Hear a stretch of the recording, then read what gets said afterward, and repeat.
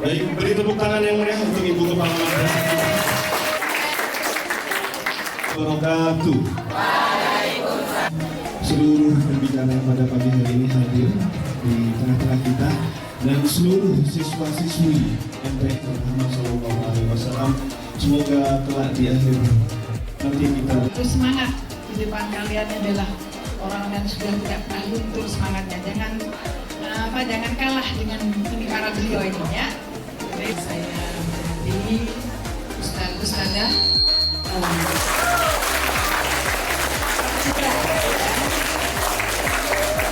Terus yang kedua ada Kakak Almaratus Solehah yang sekarang sedang menempuh pendidikan dokter gigi di Universitas Jember. Mana Kakak?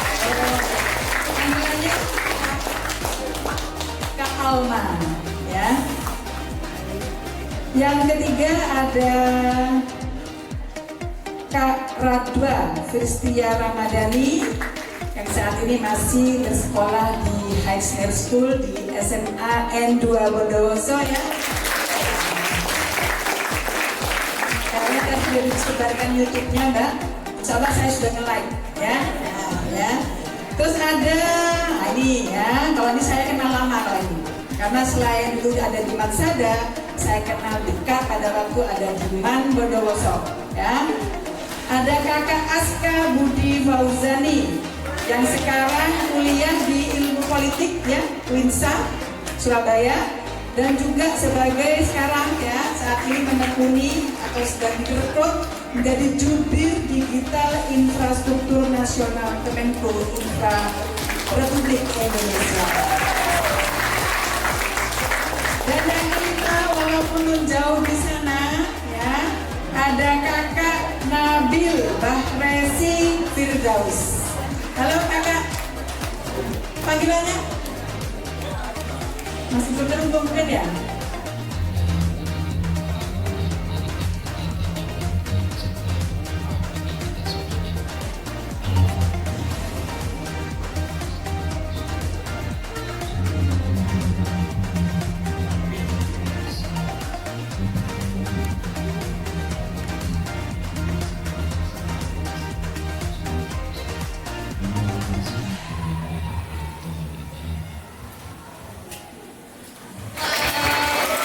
Ibu Kepala, kalau nama-namanya siapa saja? Mungkin ada yang masih ingat siapa namanya? Ayo coba. Mitra.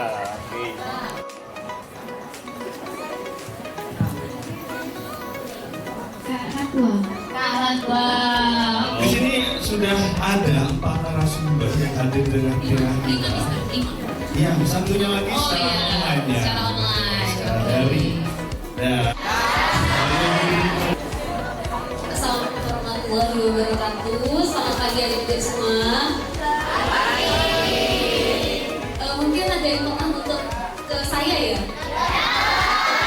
Yang belum kenal saya, perkenalkan nama saya Citra Rizky Nurhartanti. Bisa dipanggil Citra Rizky terserah, atau Nurhartanti juga boleh.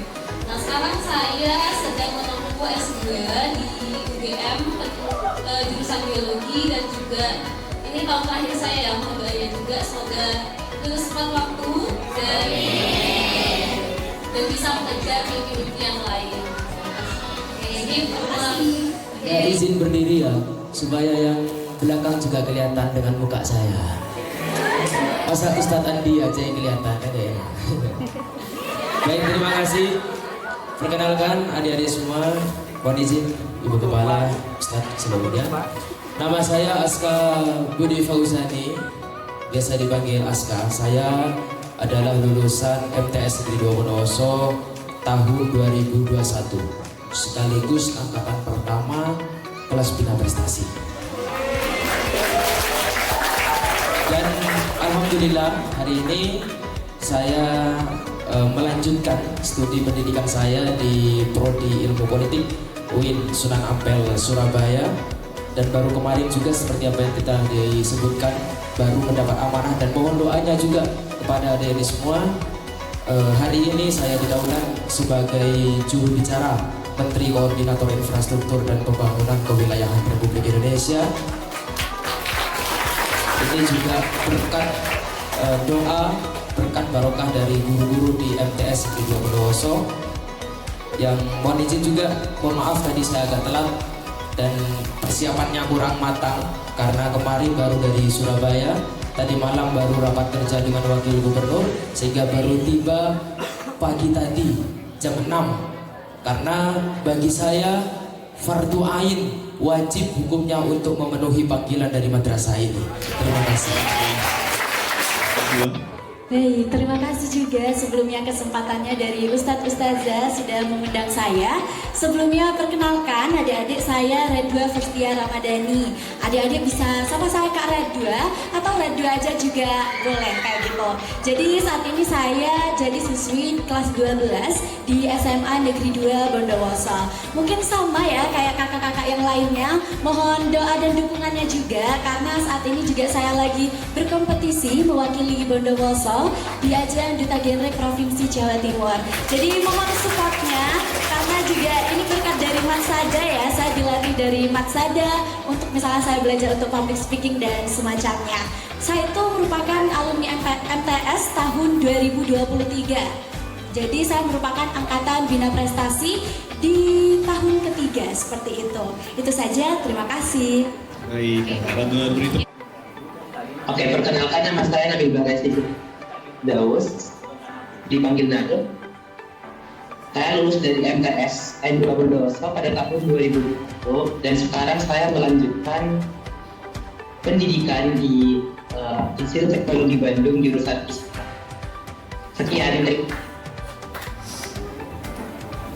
Mungkin izin menjawab ya adik-adik semua. Jadi saat MTS itu saya tergabung di beberapa organisasi dan juga kegiatan. Kalau di organisasi sendiri itu saya juga alumni dari OSIS Semada. Siapa di sini yang anak OSIS? Ada ya, anak Bimpres pasti ada yang di OSIS. Jadi selama di OSIS saya itu pernah menjadi wakil ketua OSIS dan juga pernah menjadi bendahara 1 seperti itu. Kemudian selain itu saya juga tergabung menjadi ketua Remus ya, Remus di MTS 2. Jadi saya ketua Remus tahun 2021 kalau saya nggak salah. Kemudian saya juga jadi ketua SSK. SSK-nya masih aktif nggak ya sampai sekarang? Masih loh. Masih ya Kak? Terus dipertahankan ya Kak? Karena kemungkinan di tahun ini bakalan ada audit dari provinsi seperti itu. Ya, saya dulu pengurus OSIM Matsada. Kalau tidak salah bidang kepemimpinan dan keorganisasian. Saya lupa eventnya apa. Yang pasti tahfidz, tentang tahfidz di MTS ini. Oke. Aku alumni lulusan tahun 2016. Ya jadi jauh banget ya. Itu masih belum ada bina prestasi. Belum ada. Ya kelihatan semua ya. Kalau bisa di depan monggo. Aduh. Jadi kalau organisasi selama MTS itu lebih ke ekstrakurikuler sih. Dulu aku anak pramuka banget. Dulu aku pernah jabat jadi sekretaris di periode 2014-2015. Terus dulu juga nggak ada remus, lebih ke perkumpulan apa ya kak, kayak kiroah, tilawati kayak gitu. Dulu juga ikut itu. Terus dulu ada juga perkumpulan anak-anak yang aktif lomba, entah itu olimpiade matematika dan lain sebagainya.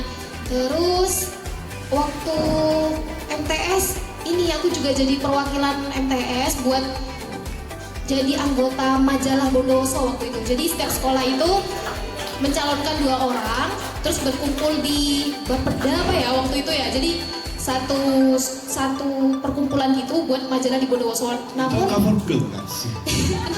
Cover girl. oh enggak, lebih ke tentang wisata di Bondowoso itu ada apa aja, terus pendidikannya gimana gitu sih. Saya lanjutkan ke pengalaman organisasi saya waktu MTS. Kira-kira ada yang bisa nebak nggak? Sekarang saya umur berapa?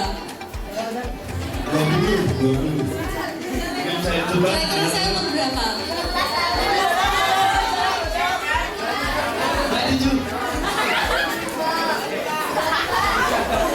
Ada yang bilang 17, 24.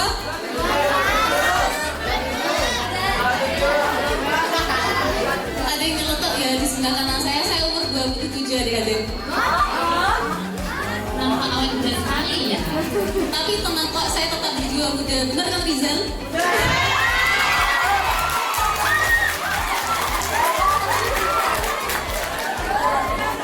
Jadi kalau kalian mau sharing-sharing apapun tentang pengalaman, percintaan, apapun ya boleh ke saya gitu ya. Karena walaupun saya umur 27, saya tetap bisa menjadi bocil ya dan cedil.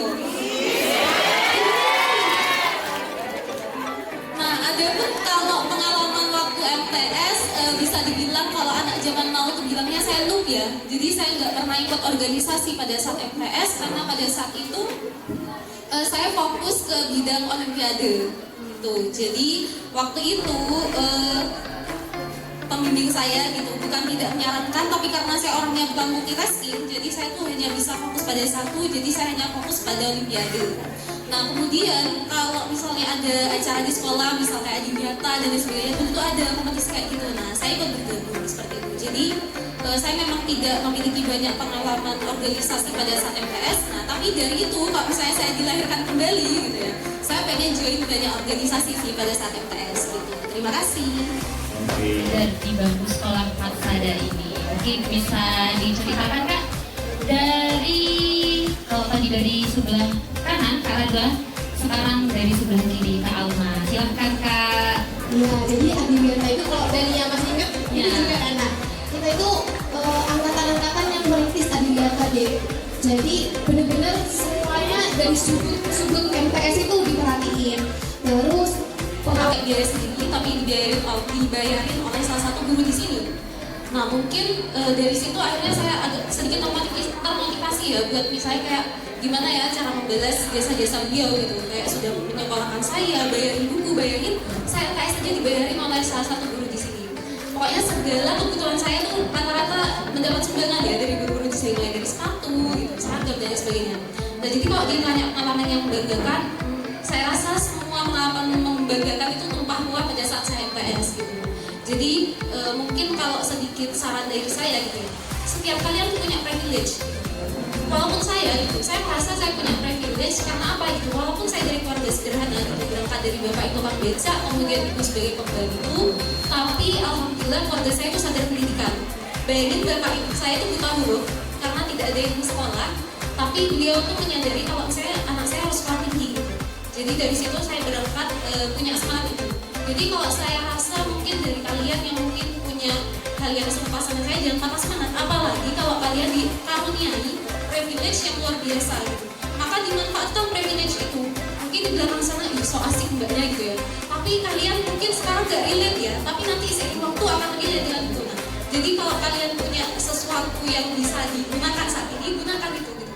Misalnya punya uang lebih, silakan ditabung, les dan lain sebagainya. Nah kayak gitu.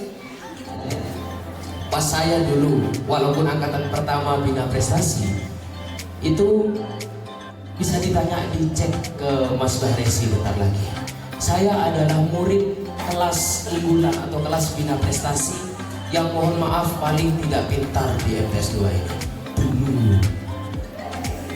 Paling miskin dulu. Karena ya apalagi kelas bina prestasi kan dulu terkenalnya kaya-kaya kan, yang lain gak bayar SPP, kita bayar SPP gitu kan. Tapi kalau di ranking di kelas bina prestasi waktu itu, saya adalah murid paling tidak pandai pertama, dan saya murid paling miskin waktu itu pertama.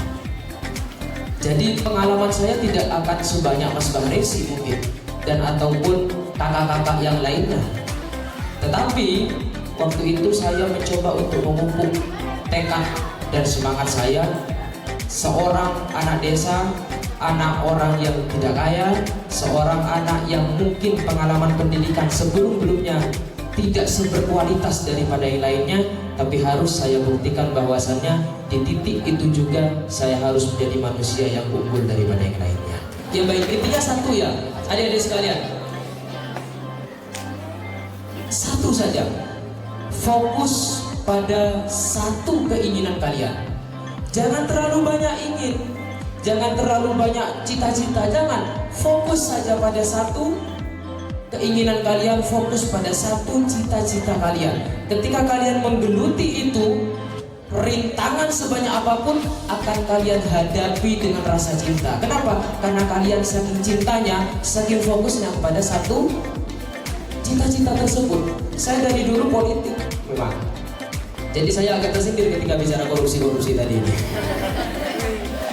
Enggak, tapi sama. Izin berdiri juga ya, biar sama kayak kakak-kakak yang lainnya. Jadi di MTS itu saya tipe yang sama kayak Kak Alma. Jadi waktu MTS saya itu nyoba semua hal, benar-benar yang semua hal saya ikutin. Bahkan mungkin ustadz-ustadz di sini tahu kalau misalnya dulu saya pulangnya selalu paling malam atau kayak sore malam, saya jarang pulang kayak siang gitu, itu jarang banget. Jadi yang paling nggak terlupakan itu adalah ketika saya mengikuti lomba-lomba. Karena ketika saya mengikuti lomba-lomba itu seringkali itu keluar kota dengan Ustazah Katria, Ustadz Adi, Ustazah Tiwi, atau Ustadz Dimas untuk take video gitu. Jadi yang paling berkesan sejauh ini menurut saya adalah ketika saya mengikuti Mayres. Ada yang tahu Mayres? Gak ada ya, jadi Mayres itu kalau saya nggak salah ya, namanya itu adalah Madrasah yang research deh kalau nggak salah. Jadi itu merupakan lomba penelitian yang diadakan dari Kemenang seperti itu. Dan itu dilaksanakannya secara nasional yaitu dari pusat. Jadi waktu itu saya itu mengangkat tema tentang geotermal. Geotermal itu adanya di mana? Adanya di Ijen, di Kawamurung. Jadi kita penelitian tuh adik-adik, kita bikin video, kita ke Kawamurung jalan-jalan bareng-bareng sama Ustazah Katria, Ustazah Dewi sama Ustadz Dimas seperti itu.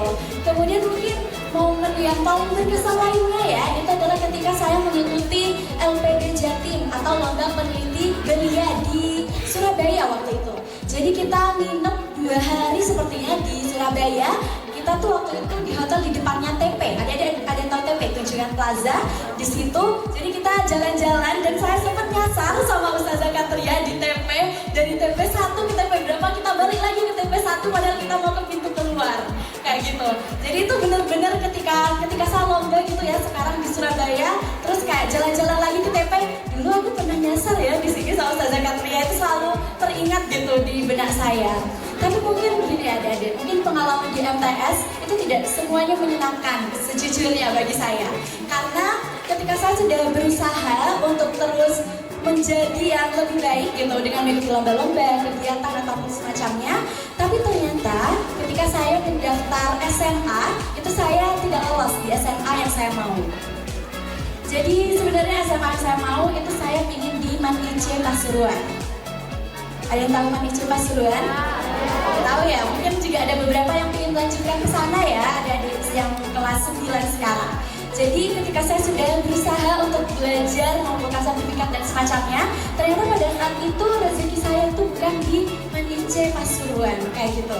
Jadi ternyata saya ketolak di Manice Pasuruan dan ya sekarang saya ada di SMA 2. Tapi kenapa pengalaman-pengalaman di MTS itu sangat berharga bagi saya?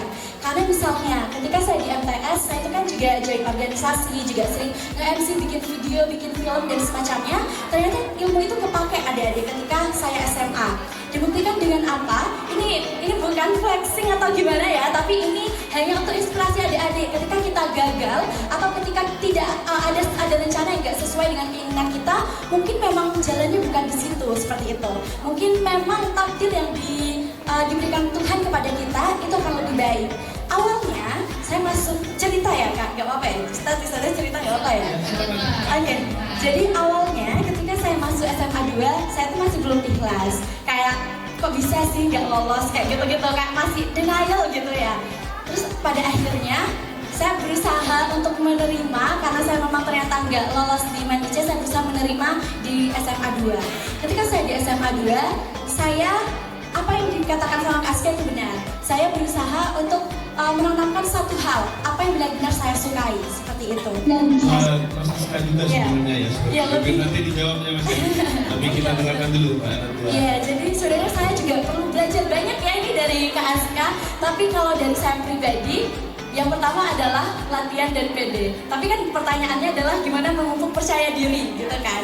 Jadi sebenarnya percaya diri itu didapatnya dari mana? Dari kebiasaan-kebiasaan kecil kita. Jadi caranya memupuk kebiasaan-kebiasaan kecil itu kayak gimana?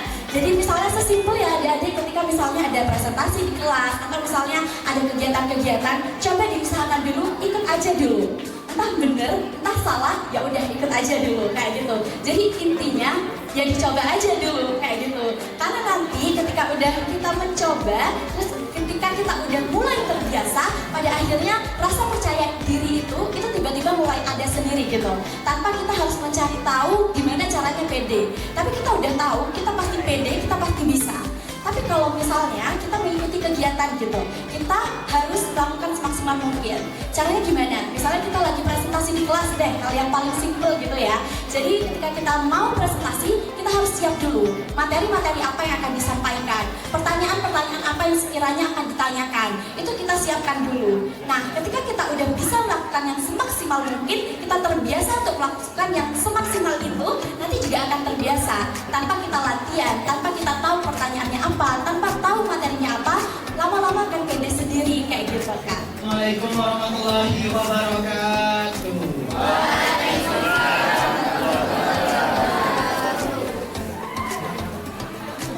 Perkenalkan, nama saya Muhammad Rafiqul Kiram dari kelas 9B. Pertanyaan saya buat Kak Aska. Tapi sebelumnya saya sedikit cerita tentang beberapa hal yang terjadi pada anak zaman sekarang yang bisa dibilang sangat-sangat miris. Karena pesatnya perkembangan teknologi yang semua serba instan. Contohnya seperti penggunaan AI untuk mengerjakan soal atau apapun itu. Hal ini pasti sangat berdampak bagi kalangan muda, seperti minimnya literasi. Dan juga riset mengatakan anak zaman sekarang bisa membaca tapi tidak mengerti dengan apa yang dia baca. Secara tidak langsung, hal ini pasti sangat berdampak bagi masa depan mereka. Nah, pertanyaannya untuk Kak Aska nih yang sudah sangat-sangat sukses ya bisa dibilang. Jika dilihat dari perkembangan siswa sekarang yang seperti saya mention sebelumnya, apa hal yang membuat apa hal yang menurut kakak membuat mereka bisa dibilang sulit untuk sukses di masa depan? Itu saja. Terima kasih. Itu masalah tentang ya artificial intelligence, AI, dan pemanfaatan teknologi-teknologi lainnya. Kalau saya, jangan kita itu alergi terhadap perkembangan zaman. Mau tidak mau, suka tidak suka, ke depan ini akan lebih banyak sekali pemanfaatan AI yang bahkan oleh pemerintah sendiri itu didukung untuk siswa-siswa. Jangan jauh-jauh lah. Di Bondowoso saja, Bupati Bondowoso itu sedang merumuskan beberapa kurikulum yang di sana pasti akan ada peran daripada AI dan alat teknologi digital lainnya. Saya juga kan jubir digital. Ini pemanfaatan digital sangat-sangat luar biasa. Bahkan kalian, nah ini sekaligus juga promosi ya buat kalian ya. Bagi kalian yang misalkan mau berkeluh kesah tentang infrastruktur dan lain sebagainya, boleh saja DM saja, WA saya, nggak apa-apa. Misalkan yang pemain-pemain bola nih, Kak Aska, Stadion Maginda kok dari dulu gitu-gitu aja, gak enak sekali dilihat gitu kan. Boleh kalian nanti DM saya, nanti saya coba komunikasikan, saya programkan, siapa tahu ada manfaatnya untuk Bondowoso. Assalamualaikum warahmatullahi wabarakatuh. Sebelumnya izinkan saya perkenalkan diri. Nama saya Julia Muftitasma dari kelas 8B. Apakah untuk masuk ke SMA 2 kakak mengikuti bimbel sebelumnya atau bagaimana? Jadi adik-adik yang ini sekalian kayak promosi PPDB ya. Oke, jadi buat adik-adik yang mau masuk SMA nanti itu ada beberapa tahap. Tahap yang pertama itu namanya pakai jalur berprestasi atau pakai sertifikat dan juga afirmasi. Afirmasi itu biasanya kalau misalnya orang tuamu kok nggak salah ya kalau bekerja di kedinasan dan semacamnya, jadi bisa pakai itu. Tapi jalur yang kedua itu adik bisa menggunakan raport. Yang kedua itu jalur raport. Jadi kan ini di Binpres ya, di Binpres saya yakin nilainya adik-adik tinggi-tinggi gitu kan. Nah, Ya, jadi nanti kalau misalnya masih belum ada sertifikat, bisa masuk lewat jalur rapor. Nah, di jalur rapor itu kemarin waktu saya masuk SMA 2, kebetulan saya masuknya di yang pakai jalur rapor. Saya itu nomor 10 kalau saya nggak salah di Kabupaten Bondowoso. Jadi bisa pakai rapotnya itu, kayak gitu. Di tahunnya saya itu minimal yang rapor itu sekitar 80, itu nilai minimalnya. 80 apa 87 ya, 87 di angkatannya saya itu minimal. Itu minimal ya, jadi maksimalnya itu kalau saya nggak salah paling tinggi di angkatannya saya itu 94 kalau nggak salah nilai raportnya, kayak gitu. Kemudian yang ketiga itu yang lewat zonasi, kayak gitu. Tapi kalau ditanya saya ikut bimbel apa enggak, sebenarnya saya nggak ikut bimbel yang formal, tapi pada saat itu saya kan juga mau mempersiapkan ke MAN-IC ya, jadi saya waktu itu sempat les sama Ustazah Katria, jadi ya les di Ustazah Katria. Ya, jadi tapi kalau misalnya nggak les pun tetap bisa adik-adik, karena bisa pakai ada jalur raport, kemudian ada jalur yang sesuai berprestasi itu gitu. Kemudian Perkenalkan, nama saya Maida dari kelas Hierarki. Saya ingin bertanya kepada Kak Anwar. Jadi pertanyaannya, gimana sih Kak itu tipsnya untuk bisa lancar dalam debat bahasa Indonesia, dan apa sih Kak yang perlu dikuasai biar bisa lancar gitu debat bahasa Indonesia? Dan kebetulan saya juga terima kasih. jadi izin menjawab ya adik. Jadi seperti yang saya bilang tadi, di debat itu banyak macamnya. Jadi adik-adik tentukan dulu mau ikut debat yang sistemnya seperti apa. Ada yang debat hukum. Kalau misalnya kita ikut debat hukum, yang ditekankan adalah analisis data, pasal-pasal, hukum-hukum seperti itu. Jadi kalau ikut yang debat hukum, pahami dulu alur sistematika di politik atau di instansi pemerintahan itu seperti apa, dan kita berusaha untuk memahami pasal-pasalnya seperti apa. Dan kalau di debat hukum, mungkin sedikit sebentar. Kalau saya bilang suara ular, sebenarnya bilang shh, gitu ya. Oke, suara ular. Oke, dipertahankan ya. Nah, kalau di debat hukum itu biasanya kita dapat mosinya. Mosi itu adalah yang akan diperdebatkan itu hamil 1 minggu atau hamil 1 bulan seperti itu. Dan saya sebenarnya jarang ikut yang debat hukum karena saya merasa kurang cocok dengan saya. Jadi kalau mau ikut debat hukum biasanya mosinya atau yang diperdebatkan itu prepare. Jadi kalau masih awal-awal mungkin ikut debat hukum bisa. Kemudian yang kedua, yang sistem SMA atau SMP biasanya sering digunakan di LDBI, atau ini LDBI itu lomba debat bahasa Indonesia tingkat nasional yang diadain sama Puspresnas kayak OSN gitu setaranya. Nah, itu yang digunakan sistemnya namanya AP. Kalau yang bahasa Indonesia namanya AP atau ASEAN Parlementer.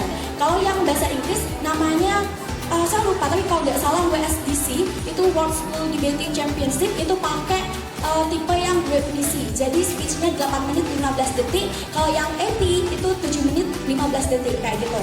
Dan kalau mau menguasai yang AP, jadi AP itu ada yang namanya wording mosi. Wording mosi itu adalah kayak tema yang akan diperdebatkan di mosi. Jadi wording mosi itu ada banyak. Semua hal bisa dijadikan mosi. Kayak misalnya saya bisa sekarang mendebatkan kayak dewan ini percaya bahwa di film Sore seharusnya Sore tidak mati, seperti itu. Nah, itu termasuk jenis mosi naratif atau filosofi.